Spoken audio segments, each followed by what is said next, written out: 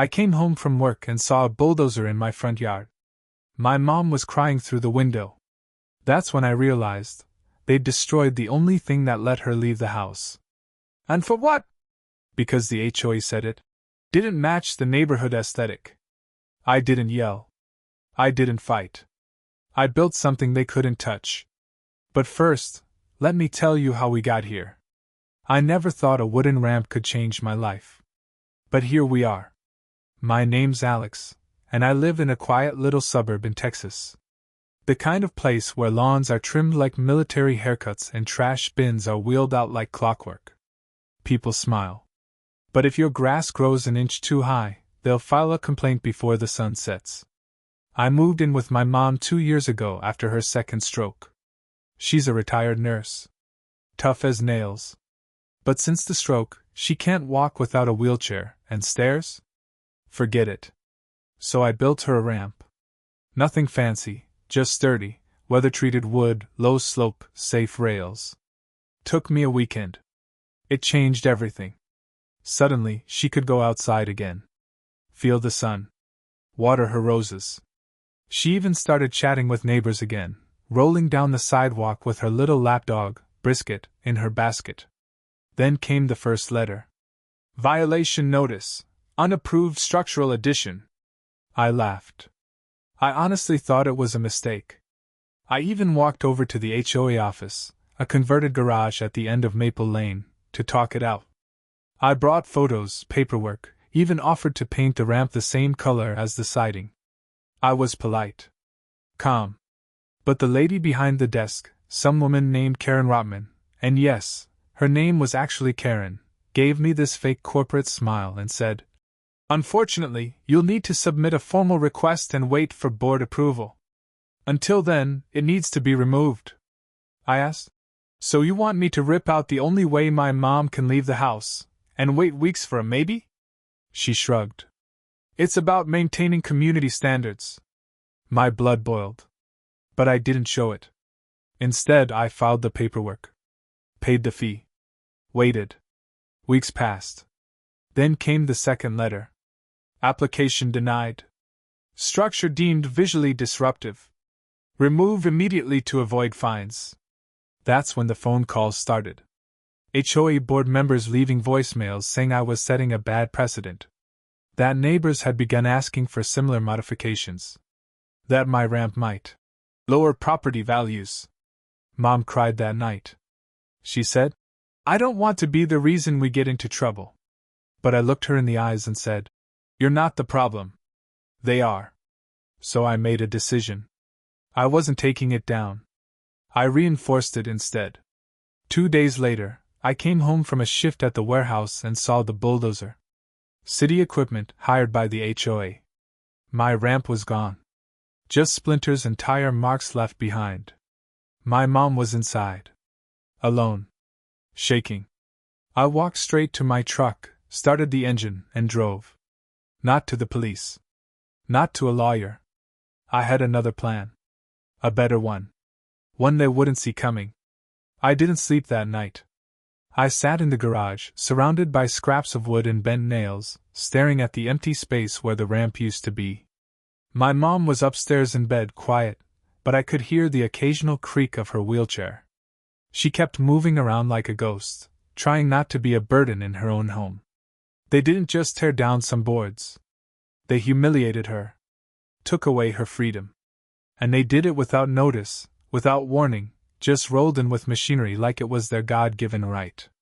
You don't do that to someone's mom. By morning, I had a plan. I started making calls. I knew a few guys from my time volunteering at the local Veterans Center, welders, engineers, a guy who built accessibility equipment for a living. I told them what happened. At first, they didn't believe me. Then I sent them photos. They showed up 2 days later, 6 trucks deep. One brought steel, one brought tools, another had polished limestone. These weren't weekend hobbyists. These were men who'd built hospitals and rehab centers from scratch. And they weren't here to build just a ramp. We were going to build a monument to everyone who'd ever been told they were an inconvenience. We poured concrete footers 6 feet deep. Installed beveled steel rails, reinforced decking, and motion sensor lights. Someone even donated a weatherproof canopy, so my mom could sit outside in the shade. The whole thing was ADA certified, and built stronger than anything else on the block. But the real statement was the plaque. We mounted it right at the base of the ramp, carved into a slab of black granite. In honor of those who fought to stay mobile when the world tried to box them in. Mom cried when she saw it. Not soft tears. Full-on sobs. She kept touching the engraving like she couldn't believe it was real.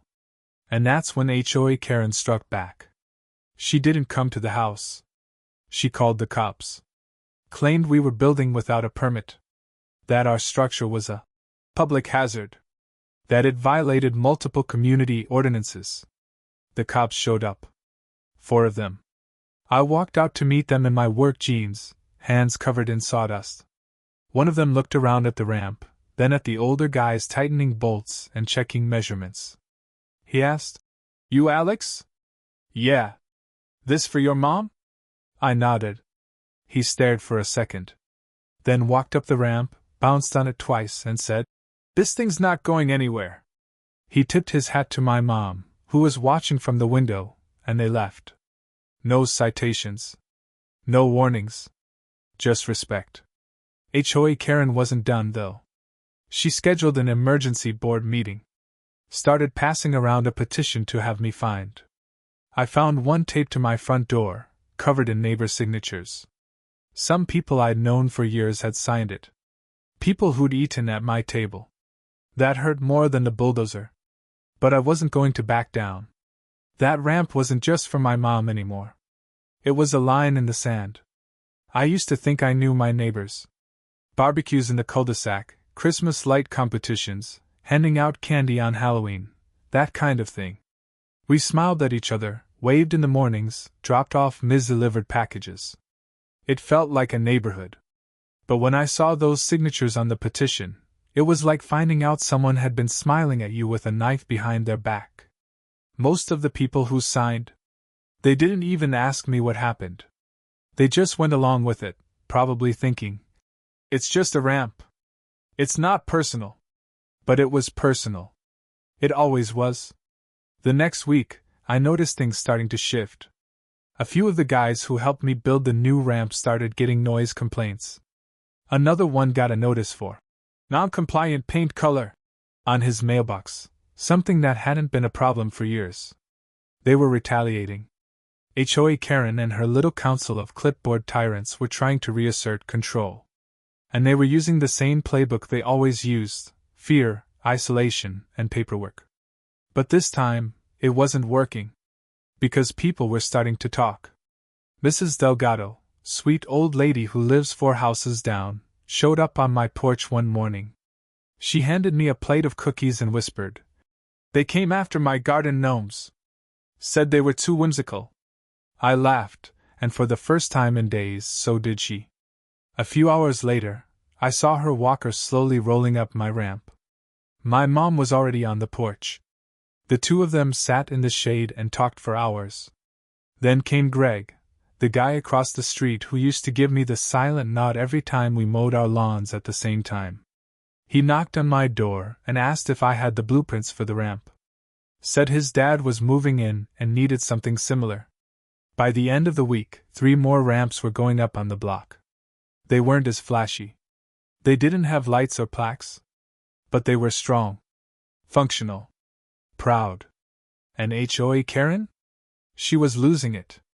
She called a second emergency meeting, this time claiming that I was inciting community-wide noncompliance. She wrote that in bold letters in a letter she hand-delivered to my mailbox. I didn't respond. I didn't have to. Because 2 days later, something wild happened. The local news picked up the story. Turns out one of the vets who helped me build the ramp had a nephew who worked at the station. They showed up with a camera crew, filmed a segment about a son building freedom for his mother, and aired it during prime time. The story blew up. I woke up the next morning to messages from people all over the country, veterans, disability advocates, even a few former HOA board members, all saying the same thing. "You're not alone. Karen tried to deny the whole thing. Said the HOA had never ordered a bulldozer. Claimed there were permits in process. She was sweating, and for the first time, she wasn't in control. But it wasn't over. Because I knew what she'd do next.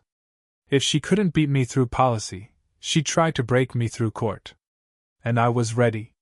Because she underestimated something critical. I had receipts. I wasn't a lawyer.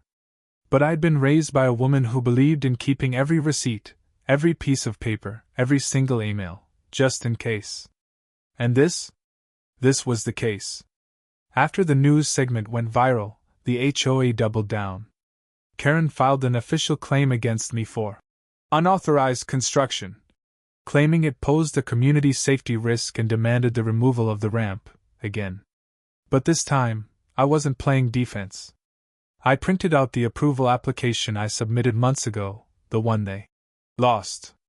I showed timestamped emails. I brought in photos, contractor invoices, and a copy of the ADA guidelines. Then I made one more call, to a civil rights attorney a friend from the Veterans Center recommended.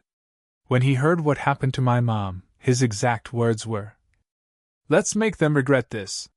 The moment they received the notice from my attorney's office, everything changed. Fast. Suddenly, I wasn't disrupting community standards. Now I was misunderstood. HOA reps began calling my lawyer, trying to resolve things peacefully. Karen went silent.